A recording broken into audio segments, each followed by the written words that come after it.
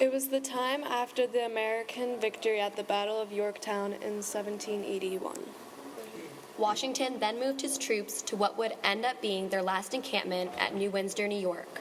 Washington and his troops remained there from April 1782 to August 1783, the longest time they had ever stayed at any headquarters during the war. Washington and his staff set up headquarters in a fieldstone farmhouse in nearby Newburgh on the banks of the Hudson River, just north of the American fortress at West Point. The officers in the Continental Army were upset because they were not getting paid and were in extreme debt. So this meant that after the war they would have nothing. Letters began to circulate amongst the officers about the possibility of the officers overthrowing the Continental Congress to get their money. The letters also included the idea of Washington becoming a king or dictator. On March 10, 1783, the officers of the Continental Army stationed in New Windsor posted what was called the Newburgh Address. It stated the officers were refusing to disband at war's end and potentially ready to march on Philadelphia if their demands were not met. Sensing the urgency of the threat, Washington requested a gathering of the officers at Temple Hill Meeting Hall, where they could discuss their grievances. Washington implied that he would not be in attendance of this meeting. The officers gathered in the meeting hall on March 15, 1783.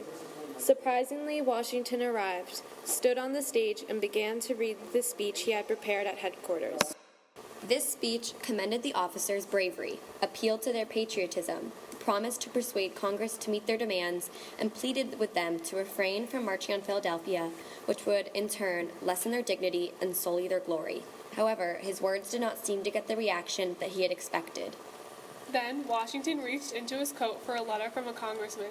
He then took out his eyeglasses and fumbled to place them on his face while trying to hold the letter at the same time. He then said in an almost apologetic tone, "Gentlemen, you will permit me to put on my spectacles, for I have not grown only gray, but almost blind in the service of my country."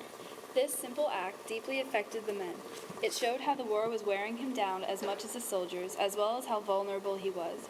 Washington was not as strong as he had been in the beginning of the war. Washington then left without saying another word.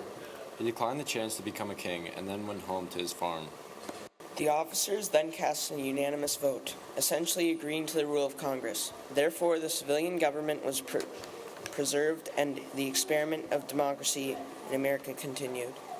This story shows the strength of Washington and our country. While most countries desert their constitutional government in harsh times and become dictatorships, America didn't. George Washington turned down the opportunity to become a king, which no one in history with his high stature has ever done before, such as Napoleon and Caesar.